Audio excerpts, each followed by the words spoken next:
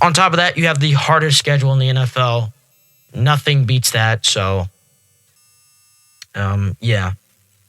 Moving on to the NFC North.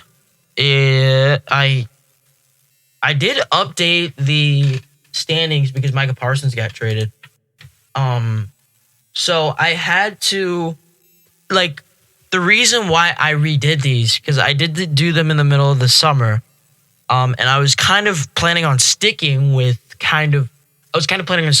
what I had, but I changed it because Micah Parsons got traded, and that's obviously a blockbuster move, a move that is going to change the league and obviously change some results.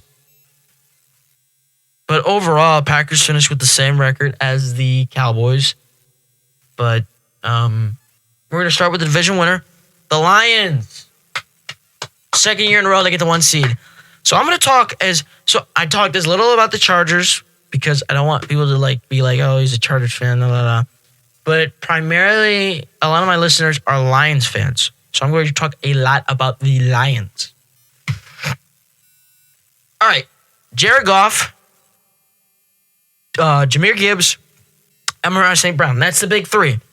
That's the players that need to have a good season if you want to have success. Jared Goff, he's the leader of the offense. He's a dog. And the entire city of Detroit loves Jared Goff. But he has to continue his consistency. He got paid, had a great year last year, but now it's time to kind of continue that. Continue to be efficient. So there's that, consistency is key here. We're talking about the Lions. It doesn't have to be the exact same as last year. I know, because 15 wins is a lot to, replicate. It's very difficult, very hard to go 17-0, especially when you play the Eagles and the Chiefs and the Ravens all on the road, plus the Bengals on the road. So it's very difficult to win all those games on the road. It's difficult to beat the Packers all the time. So consistency, right? It starts with Jared Goff, the leader of the offense. Can he get the ball to the playmakers? Can he do this, right? Jahmyr Gibbs, he's the second guy I'm going to talk about. Jahmyr Gibbs led the NFL in touchdowns last year. He had, I think, 19 touchdowns, which was the most by any running back last year, and more than Saquon, Derrick Henry, Bijan Robinson, Rico Dowdle, Brian Robinson Jr., Kareem Hunt, Isaiah Pacheco. He had the most total combined touchdowns by any running back in the NFL that year, including Aaron Jones or Josh Jacobs and blah, blah, blah, blah, blah. All those running backs. Any running back that you can name, Jahmyr Gibbs scored more touchdowns than him last year. Even David Montgomery, because Montgomery missed a lot of time. So, and I keep mentioning that, and it feels like, I was talking to my brother the other day, and everybody's like, everybody's underrating David Montgomery. No, it's just Jahmyr Gibbs is really that good. And David Montgomery is going to be playing for a contract in a couple of years. He's going to have something to prove to the entire league.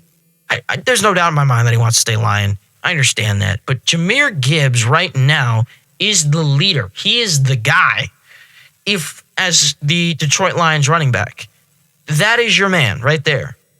So that is what I think. That's my opinion on kind of Jahmyr Gibbs and Amon-Ra St. Brown. I really shouldn't have been said Amon-Ra St. Brown because he's been consistent every year. Rarely misses games, right? That's the first thing. Rarely misses games. Plays at an incredibly high level. He's always open, and he supports his teammates. That's the kind of guy you want in the locker room. The guy that I really want to talk about is Jameson Williams. Can he do what he did last year, which was 1,000 yards? He was healthy for, I want to say, every game last year. So Jameson Williams, honestly, what we want from him is to play in every game, to be healthy, to succeed.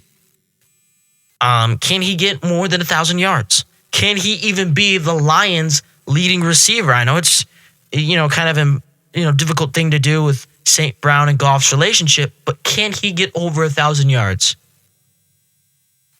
I don't know. I think he will, though. I think he can get over 1,000 yards. Receiving, can he lead the team's receiving? Probably.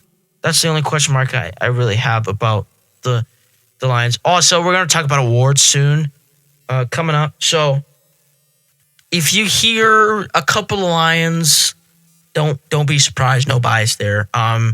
Let's get to the defense. Aiden Hutchinson's back, and he says that he feels great in tip-top form, and just being away from the game for a while really takes a toll on you. And I can feel that. You do something every day of your life, and then it stops for a little while, and then you come back to it. And it's kind of, it's something to adjust to. And I can understand that. I can understand why he said that. The Lions defense, they drafted defensive tackle Tyleik Williams. They're going to be without Aleem McNeil for the first couple of months of the season. The guy playing opposite Aiden Hutchinson is Marcus Davenport, who has injury issues, but I'm sure Kelvin Shepard can get him right. Linebacker core looks good. Jack Campbell, Alex Anzalone, who is playing for a contract this year. And the secondary with Terrion Arnold, led by Terrion Arnold, looks good. The only, real issue is we're already starting off with the injuries. There's no depth at corner with Eric Rakestraw getting injured. Call him Rake. So, but yeah, that's the only problem I have with Eric with the Lions right now is their secondary.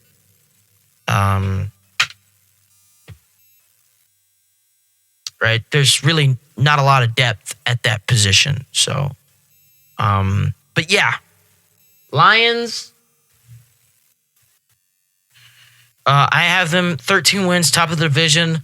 Not much else to say about this team except for a really good football team. Expect them to go above and beyond.